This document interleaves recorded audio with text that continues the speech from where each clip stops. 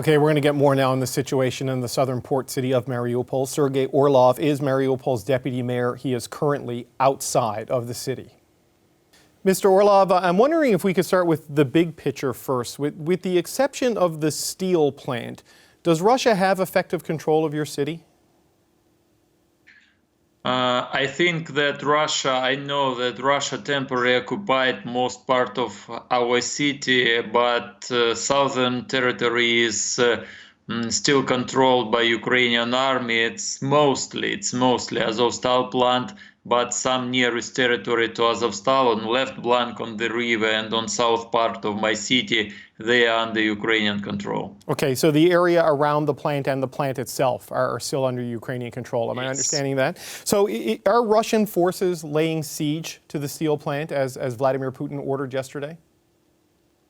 No, it's a total lie that they stop attack. So they continue to attack plant territory. They continue to do airstrikes, shelling. So it just words on camera, but the real situation is differs from his words. So they continue to attack Azovstal and our defenders, and also with all kind of hard weapon that they have.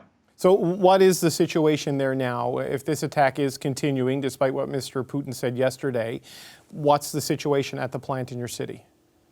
Yes, sure. They continue to use, as I told, all kind of weapon. I mean, to continue airstrike, to shell with artillery, tanks, and they continue to attack steel plant territory. And defenders try to defeat this territory and to save lives of our civil citizens who are hiding in bomb shelter in the Azovstal territory. So this steel plant, the Azovstal steel plant, is a massive complex with subterranean tunnels that people can move around in. So it's quite a formidable place if you're mounting a defense. How many soldiers and how many civilians are thought to be in that steel plant right now? I cannot tell the number of our soldiers, but I know that about 600 to 800 civil citizens are hiding in bomb shelter on Azovstal territory because it was good bomb shelter, and this is from Soviet time, and this is mostly citizens of nearest houses that were destroyed by Russian artillery, Russian shelling. And it is also workers of Azov steel plant and their families who found this possibility to be alive hiding in this bomb shelter.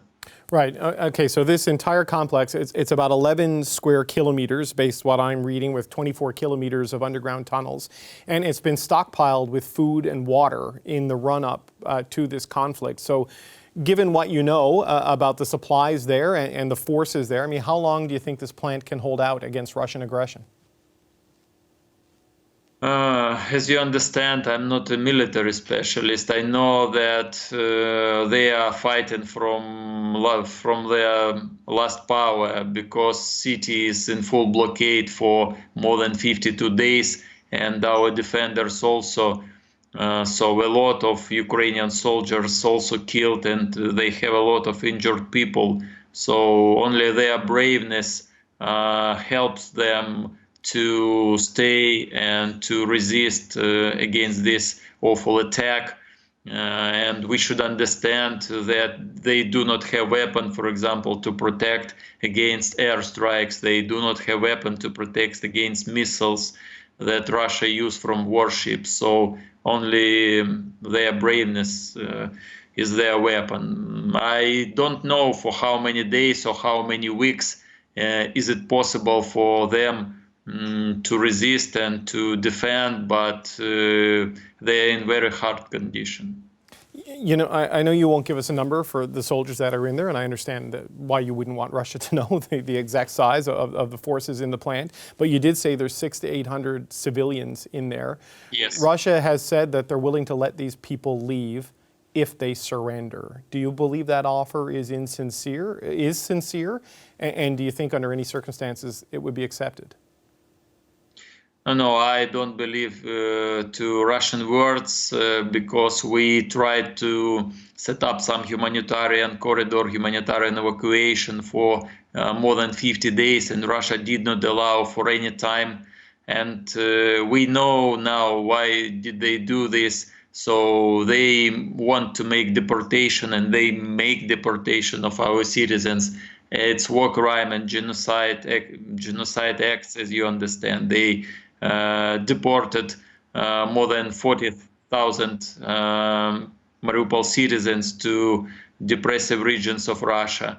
And also at the moment, as you know, they are hiding these war crimes, and we found mass graves near Mariupol, unfortunately. So I don't believe to their words. I don't believe that they want to make humanitarian evacuation. Their only aim is to destroy our city and to destroy Ukraine as a nation. You mentioned mass graves, and we all saw the atrocities that were revealed when Russian forces withdrew from the area around Kyiv. What can you tell us about what is happening in Mariupol and what the world might see should outside observers get into the area? Russia was very surprised with all the results of this investigation in Bucha and attitude of world community to these awful war crimes. That's why we should understand that Mariupol is 10 times more in scale than Bucha. So the number of victims and the number of war crimes should be 10 times more. We know it exactly. We estimate that about 21,000 our citizens were killed against this airstrikes, shelling, artillery, missiles. And for last 15 days, Russia totally blocked my city. And we know that they're hiding all these war crimes. So we found, yesterday we found one place of mass grave. It's in Mangush. It's 20 miles to the west from Mariupol. And we found these mass graves near the cemetery. And other one mass grave we found in eastern direction. It's about 5 kilometers from Mariupol. So hundreds and thousands of our civil citizens and their bodies they collect and put in mass grave. I've seen reports, there have been reports about Russia bringing mobile crematoriums to burn bodies with them. I mean, given the efforts taken to do things like that, do you think we'll ever get an accurate tally of the devastation that's been done to the people of your city? We received some confirmation about mobile crematorium, and I think they use it not inside the Mariupol, but near Mariupol. It's surely, and now we understand that they use any possibility to hide these war crimes, and as we see.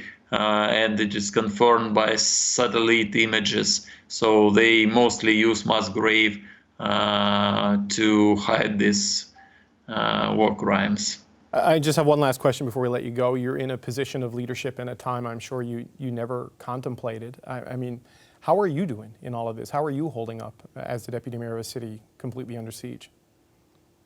It's hard for me personally because I lost some relatives on this war, and it's very hard to talk to our citizens, either who had possibility to evacuate, either who does not have possibility to evacuate. So two items give me power. First of all, the work that we do for our citizens and to help them somehow in Ukrainian controlled territory, to help them to live, to help them to continue their lives. And the other one is our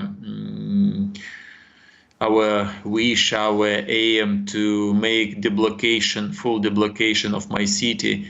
And we personally believe that it will be possible nearest weeks, nearest months, to deblocate my city, and me personally believe only in military way of deblocation. So we are waiting for all the help military help from Western countries, from USA, from Canada, from EU to make this deblocking. So this is two items that give me power.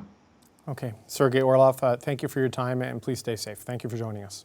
Yeah, thank you. Hi, I'm Vashi Capellos, host of Power in Politics. See more of our show by subscribing to the CBC News channel or click the link for another video.